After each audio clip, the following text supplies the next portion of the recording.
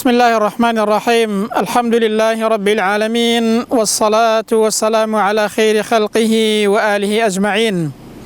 اللهم اشرح لي صدري ويسر لي أمري واحلل عقدة من لساني يفقه قولي. عزیزان و خۆشەویستان، سەلام و ڕەحمەت و میهرەبانی خدای پەروەردگارتان لەسەر بێت. خۆشحاڵم کە جارێکی دیکە لە بەرنامەی سەرفرازان پێتان دەگەمەوە و دێمە خزمەتتان.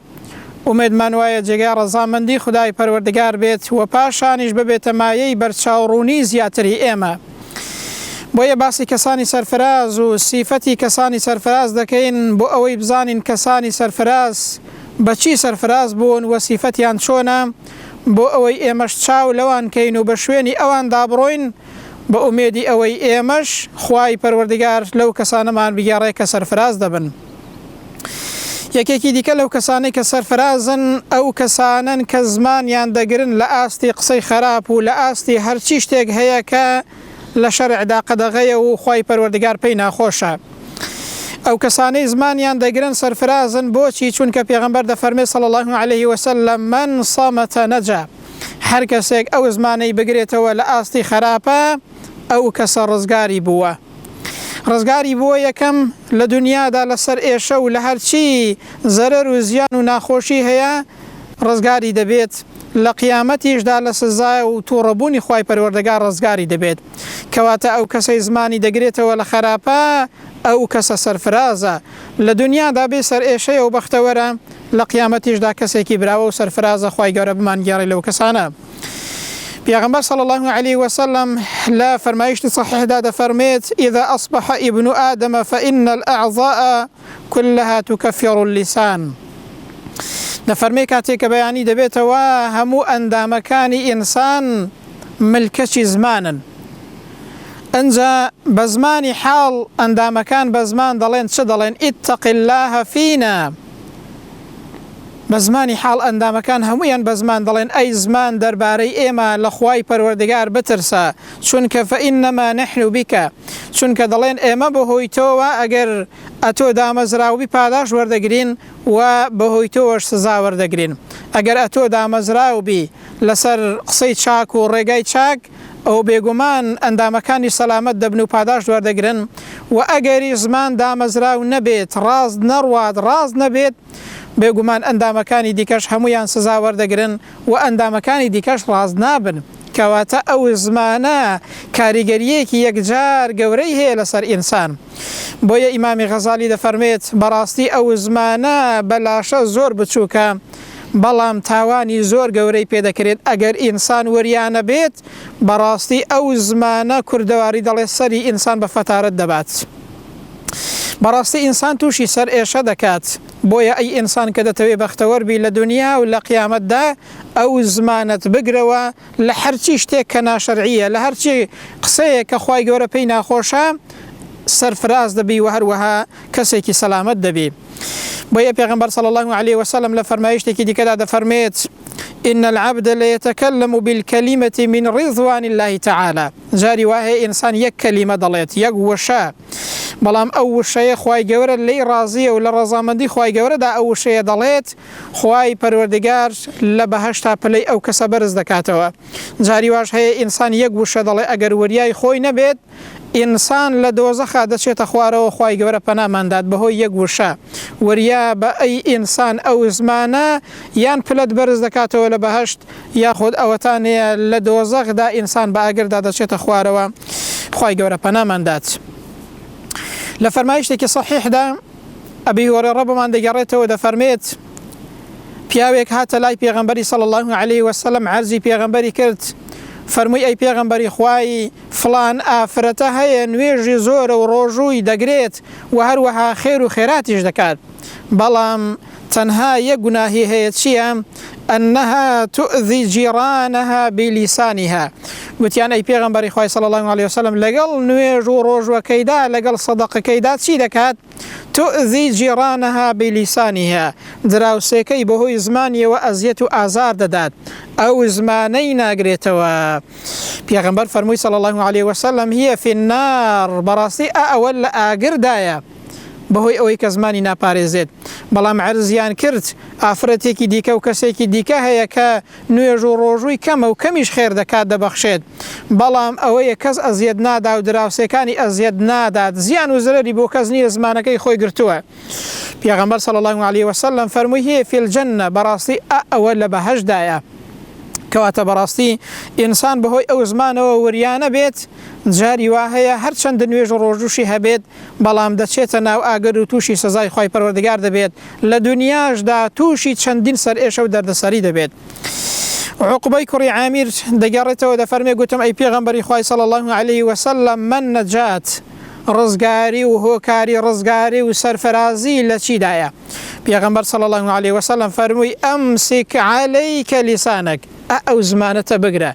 ئەو زمانەت بگرە لە ئاستی خراپەدا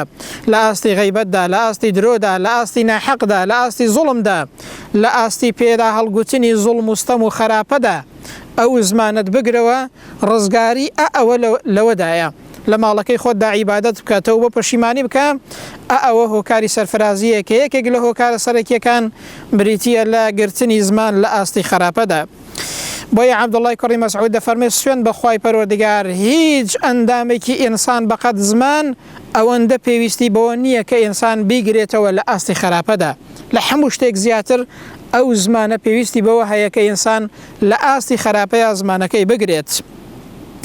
بۆیە پێغەمبەر دەفەرمێ صلی الله عليه وسلم من كان يؤمن بالله واليوم الآخر هەر کەسێک بڕوای بەخوا و بە ڕۆژی دوایی هەیە فەلیەقول خەیڕەن با ئەگەر قسەی کرد قسەی خێر و چاکە بکە ئەو لیەصمت ئەگەریش قسەی نەکرد و مەجاڵی قسە نەبوو قسەی خێری پێ نەبوو با بێدەنگ بێ زمانەکەی بگرێتەوە ئەو کەسەی کە بڕوای بەخوا بە ڕۆژی دوایی هەیە پێغەمبەر صلی الله عليه وسلم بەو شێوازەیە ئامۆژگاریمان دەکات ئیبن عەباس زمانی خۆی دەگرت و بە خۆی دەوت ئامۆژگاری ئێمەش دەکات دەیوت ئەی زمان هاوار بۆ تۆ چاکە بڵێ سودمەند دەبێ ئەگەریش چاکە ناڵەی لە شەڕ و خراپە خۆت بگرەوە بەڕاستی سەلامەت دەبی ئەگەریش وانەکەی بەڕاستی تووشی زەرەر و زیان و شەڕ دەبی خی گەورە پەنامەندات شڕێحی عەدەوی بۆمان باز دەکات دەگەڕێتەوە دەفەرمێ گوتم ئەی پێغەمبەری خوای صلی الله عليه وسلم ئەخبیرنی بشەیء یوجب لی الجەنە شتێکم پێ بڵێ کە بەهەشتم بۆ واجب کات ئینسان بەچی سەرفەراز دەبێت بۆی کەسێکی بەهەشتی بێت لە دنیادا بەختەوەر بێت فەرمووی شتێکم پێ بڵێ کە بەهەشتم بۆ واجب کات رسول الله فەرمووی صلی الله عليه وسلم طیب الکەلام یەکێک لەو شتانەی کە بەهەشت بۆ واجب دەکات کە سێ شتی پێوت یەکێک لەو سەیانە کە پێغەمبەر فەرمووی صلی الله عليه وسلم فەرمووی با زمانت پاک بێت با قسەت پاک بێت با قسەت جوان بێت موافقی شەرع بێ با قسەکانت جوان و ڕێک و پێک بێت خۆت بپارێزە لە قسەی خراپ لە زمان پیسی لە جنێ و لە هەر شتێک کار لە شەرع قەدەغەیە ئەوە بەهەشتت بە واجب دەکات کەواتە ئەی موسڵمان ئەی ئینسان گوێت لێ بێ ئەوە ئامۆژگاری پێغەمبەرە بۆ یەکێک لە هاوڵان بۆ ئێمەشە ئەگەر دەتەوێ بەهەشتت بە واجب بێت ئەگەر دەتەوێت سەرفراز بی ئەوە بریتیە لەوە کە ئینسان ئەو زمانەی بگرێتەوە لە ئاستی خراپە و هەروەها زمانەکەی پاک و چاک و ڕێک و پێک بێت ئیمامی عەلی بۆمان دەگەڕێتەوە دەفەرمێ پێغەمبەر صلی الله عليه وسلم باسی کۆشکێکی کرد لە ناو بەهەشتا فەرمووی یوڕا ظاهرها من باطنها وباطنها من ظاهرها ئینسان وەختێک لە ناو کۆشکەکە لە بەهەشتا دانیشتووە دەرەوەی لێ دیارە موسەیتەرە بەسەر بەهەشت و ناز و نیعمەتەکانی بەهەشتا وەختێکیش لە دەرەوە تەماشای کۆشکەکە دەکەی ناوەوەی دیارە هێندە جوان و خۆش و ڕێک و پێکە جاء عربيك هات لاي پیغمبر صلى الله عليه وسلم فرموي لمن هي يا رسول الله صلى الله عليه وسلم او كوشك خوش وناز ونعمتا بوكي او ناز ونعمتا لنا وبهشتا پیغمبر صلى الله عليه وسلم يكيك لوشتاني فرموي لمن اطاب الكلام بوكي بو او كسي قصيد جوانا بو او كسي كزماني باكا بۆ ئەو کەسەیە کە دەمی پاکە ئەو زمانەی دەپارێزێت قسەکانی جوان و ڕێک و پێک و موافقی شەرعە لە بەهەشتا ئەو کۆشکە پڕناز و نیعمەت و خۆشە کە لە ژوورەوە دانیشی دەرەوەت لێ دیارە بۆ ئەو کەسەیە کە زمانی چاکە و زمانی پاک و ڕێک و پێکە زمانەکەی لە چاکەدا بەکاردێنێت قسەی چاک و پاک دەکات قسەی موافقی شەرع دەکات زمانەکەی خۆی دەپارێزێت ئەو بەهەشتە بۆ ئەو کەسەیە و ئەو قەسرە بۆ ئەو کەسەیە کە ئاوا بۆ شێوازەیە زمانی بە چاکە بەکاردێنێت کەواتە ئەوە هۆکاری سەرفرازیە ئەوە هۆکاری ڕزگاربوونە لە قیامەتە هەر ئەوەش مایەی بەختەوەریە لە دنیادا مایەی ئەوەیە کە ئینسان لەسەر ئێشەی دنیاش بە دوور بێت بۆیە کوردەواری جوانیان گوتووە دەڵێن ئەگەر زمان لێگەڕێ سەر سەلامەتە بەڕاستی ئەو زمانەتە بگری سرد سەلامەت دەبێت لەسەر ئێشە و لە دەردەسەری و لە ناخۆشی و ناڕەحەتی لە قیامەتیشدا بەهەشتت بۆ هەیە و کەسێکی لەو کەسانەی کە سەرفراز دەبن بۆیە پێغەمبەر صلی الله عليه وسلم لە فەرمایشتێکدا کە ئیمامی بوخاری ڕیواەتی کردووە دەفەرمێت من يضمن لي ما بين لحييه وما بين رجليه أضمن له الجنة دەی پێغەمبەر صلی الله عليه وسلم زەمانەتی بەهەشتی بۆ کردووی ئەی موسڵمان زەمانەتی بەهەشت لەلایەن کێوە لەلایەن پێغەمبەری خواوە صلی الله عليه وسلم کێ زەمانەتی بەهەشتی بۆ هەیە ئەو کەسەی ئەو زمانەی بپارێزێت و داوێنی بپارێزێت رسول الله فەرمووی صلی الله عليه وسلم ئەمن زەمانەتی بەهەشتی بۆ دەکەم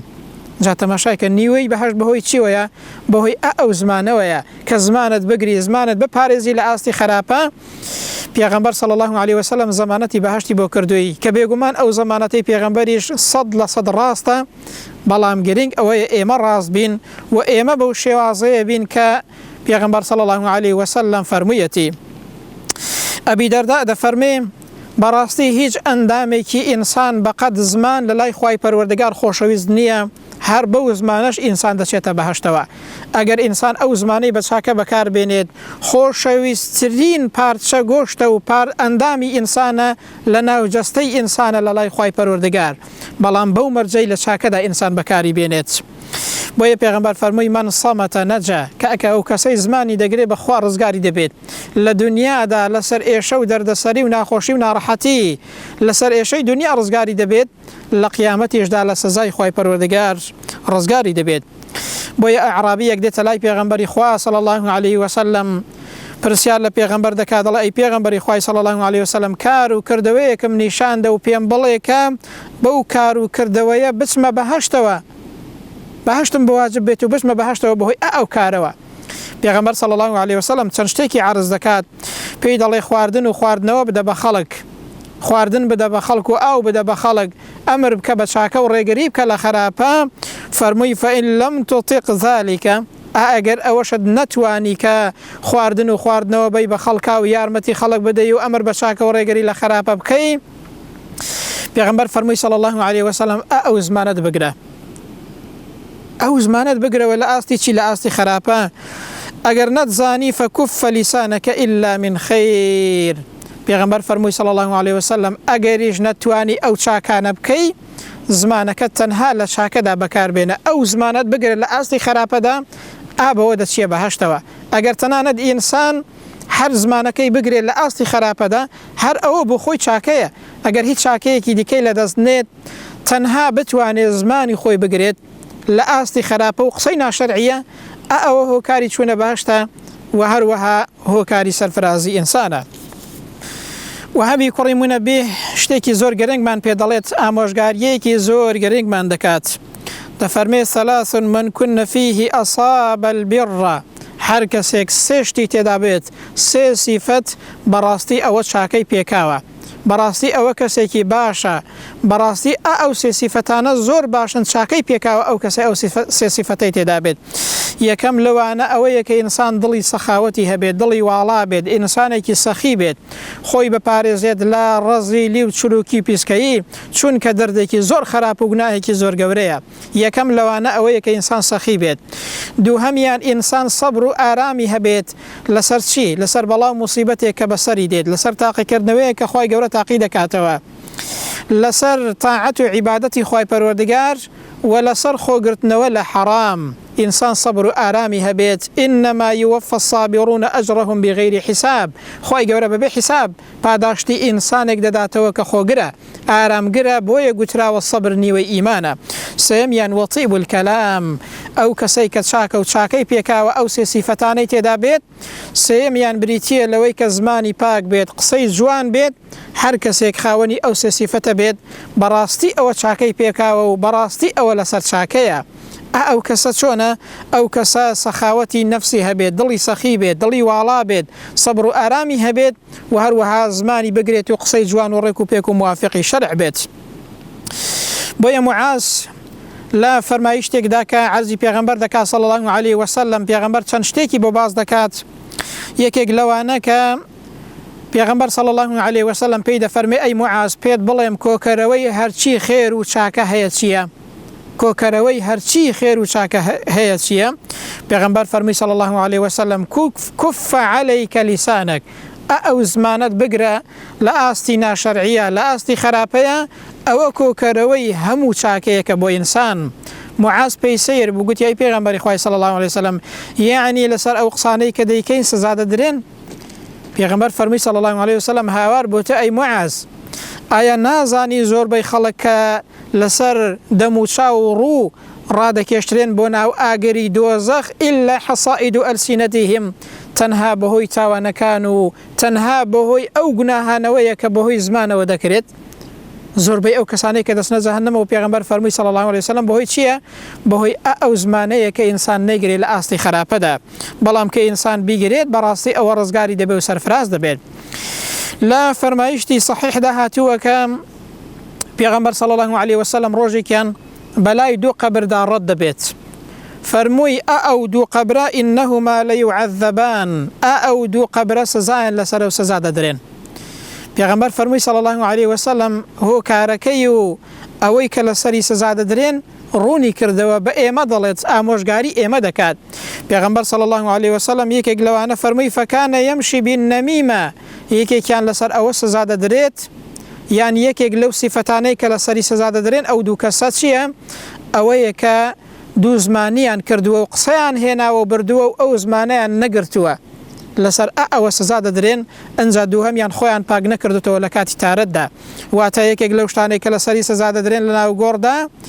پێغەمبەر فەرمووی صلی الله علیه وسلم بریتیە لەوەی کە ئەوانە دوو زمانیان کردووە و خراپەیان لە نێوان خەڵکدا کردووە، قسەیەکیان لە لای ئەوی کردووە و قسەیەکی دیکەیان لە لای ئەو کردووە، قسەی ئەویان هێناوە و بردووە بەو شێوازە کە خەڵکیان تووشی گرفت و کێشە و دەردەسەری و ناخۆشی و ناڕەحەتی کردووە. لەسەر ئەوە ڕەسوول الله فەرمووی صلی الله علیه وسلم ئەو دوو گۆڕە خاوەنی ئەو دوو گۆڕە سزا دەدرێن و هەروەها سزایان لەسەرە. کەواتە وریا بە ئەی ئینسان، ئەی مرۆڤی ژیر، ڕۆژێک دێ خوای گەورە دەفەرمێ یەومە توبلە السەرائر، هەرچی نەهێنی هەیە هەمووی ئاشکرا دەبێت، هیچ شتێک نامێنێتەوە. ڕۆژێک هەیە خوای گەورە دەفەرمێ یەومە تەشهەد عەلەیهیم ئەلسینەتوهم، ڕۆژێک دێ کە ئەو زمانە کە لە دنیادا چی قسەیەکت کردووە لە قیامەتدا شاهێدیت لەسەر دەدات، لە قیامەتدا قسە دەکات و دەڵێ ئەوم کردووە. وریا بەبەر لەوەی ئەو ڕۆژە بێت. و هەروەها و ئەیدیهم و ئەرجلهم بما كانوا يعملون، دەستەکانی ئینسان و قەچی ئینسان شایەدی لەسەر ئینسان دەدات. ئەو ڕۆژە خوای پەروەردگار پاداشتی ئینسان دەداتەوە، چاکەکاران بەرەو بەهەشت دەبات سەرفراز دەبن، خراپەکارانیش خوا پەنامەندات بەرەو دۆزەخ دەڕۆن. ئەگەر ئینسان هەر خراپەیەکی کردبێ لەوێدا ئەندامەکانی ئینسان شاهێدی لەسەر ئینسان دەدەن. با هەوڵدەین لەو کەسانە بین کە کەسانی سەرفرازن. کێن ئەو کەسانە؟ ئەو کەسانن کە بەهەشتین. پێغەمبەر فەرمووی صلی الله علیه وسلم ئەو کەسانەی کە زمانیان پاکە، ئەو کۆشکەیان بۆ هەیە لە بەهەشتا کە دادەنیشی لە ناو کۆشکەکە هەموو بەهەشتت لێ دیارە و بەسەر بەهەشتدا مسەیتەڕە. پێغەمبەر فەرمووی صلی الله علیه وسلم بۆ ئەو کەسەیە کە زمانی دەپارێزێت.